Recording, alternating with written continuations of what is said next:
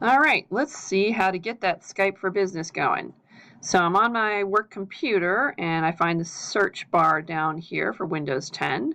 If you are on Windows 8, you can just click the window and start searching by typing. So I'm going to just type Skype. I'm going to look for Skype for Business, not regular Skype, Skype for Business. So I click it. And if you've never used it before, it wants you to put in, you probably saw that just flash there, but let's see if I log out, file, sign out. Okay, so the first time you open it, it's going to want your whole email address. Now, if you're signed in at work, you've already signed into your computer, so it knows your password. So you put this in here, you say sign in. If it does ask for your password, put in your network password. Then you can find and communicate with all kinds of people in your domain.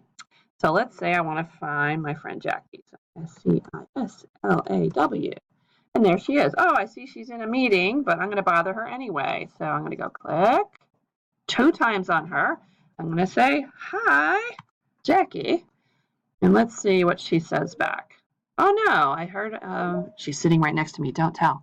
And so she's going to open the meeting and hopefully type back. Oh, look, she's typing.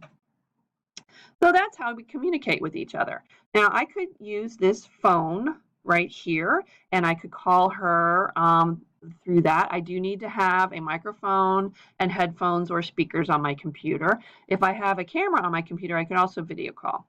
So basically, kids, that's how it works.